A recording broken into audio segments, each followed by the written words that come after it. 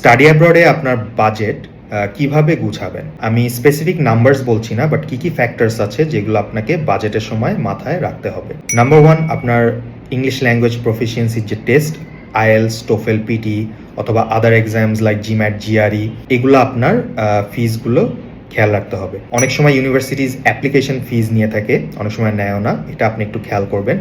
এবং ইউনিভার্সিটির যে ফার্স্ট টিউশন ফি ডিপোজিট, যেটা আপনার অফার লেটার পাওয়ার পরেই আপনাকে পে করতে হয়, 1 সেমেস্টার হতে পারে, 1 ইয়ার হতে পারে, এটাও আপনাকে মাথায় রাখতে হবে। এরপরে ডকুমেন্ট ট্রান্সলেশন, নোটারাইজেশন, এগুলার কিছু খরচ থাকতে পারে। মেডিকেল ইন্স্যুরেন্স, ট্রাভেল ইন্স্যুরেন্স, এগুলো অনেক সময় এম্বাসি থেকে চেয়ে থাকে।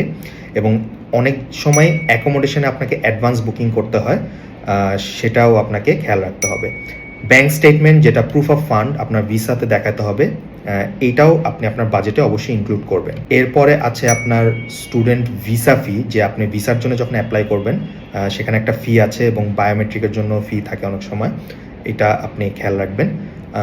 ফ্লাই করার আগে লাগেজ অ্যান্ড ট্রাভেল এসেনশিয়ালস এগুলো দেখবেন, এবং ফ্লাইট টিকিটস এগুলার আপনি বাজেটে ইনক্লুড করবেন। বোনাস টিপ, আপনি বোথ ক্যাশ এবং কার্ড দুটোতেই আপনি টাকা নিয়ে যাবেন। বিস্তারিত আরও জানতে আমাদের সাথে যোগাযোগ করুন @ব্রাইট লাইফ কনসালটেন্সি।